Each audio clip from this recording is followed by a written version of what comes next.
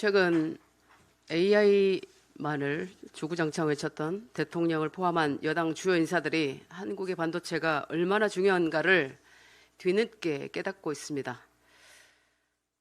AI를 공부하면 할수록 결국 반도체였다. AI 패권 경쟁은 결국 메모리 반도체 경쟁이다. 이런 탄식을 하며 저에게 이것저것 물어오는 인사들이 많습니다. 또 얼마 전에는 이런 제보도 있었습니다. 잘 알려지지 않은 중국 기업이 한국 메모리 전문가 30여 명에게 매우 파격적 조건으로 영입을 추진하고 있다는 겁니다. 그 전문가들이 중국으로 빠져나가면 한국 반도체 산업에 큰 타격이 올 거라는 우려입니다. 사실 어제 오늘 일이 아닙니다. 이미 너무 많은 인재가 중국으로 유출되었습니다. 공대에 미친 중국, 의대에 미친 한국, 다시 한번 생각을 해봐야 될 것 같습니다. 심지어 중국 정부 차원에서는 한국의 반도체 키맨 수십 명을 비밀리에 중국으로 스카우트해 갈 것이라는 제보도 있습니다.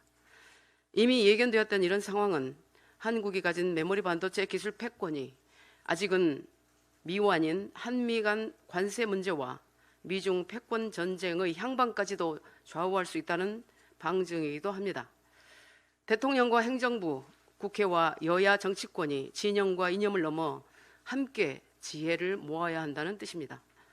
현재 메모리 D램 재고는 2.7주, 사실상 바닥 수준입니다. HBM DDR5는 등장과 동시에 완판되고 줄을 서야 합니다. 삼성전자, SK하이닉스의 생산 물량은 즉시 출하가 끝납니다. 세계가 한국의 메모리를 주목하고 기다리고 심지어 두려워합니다. AI 개발과 학습, 그리고 추론, 초지능 창발 영역까지 모두 GPU, HBM, 패키징, 파운드리로 이어지는 거대한 반도체 생태계 안에서 작동합니다. 한국이 AI 시대를 이끌려면 첨단 메모리 반도체인 HBM에 대한 구체적이고 철저한 육성책과 지원책이 절실합니다. 저는 다음 4가지를 긴급 제안합니다. 첫째, 메모리 인재 유출 방지책을 국가 전략으로 격상합시다. 프리미엄 패키지와 같은 국가 차원의 인재 보호책을 만들고 중국 등 해외 기업의 조직적 스카우트에도 단호히 대응해야 합니다. 무엇보다 반도체와 AI 핵심 기술 보호를 국가 안보, 국가 방위 차원에서 논의해야 합니다. 둘째, 오는 27일 반도체 특별법을 반드시 통과시켜야 합니다.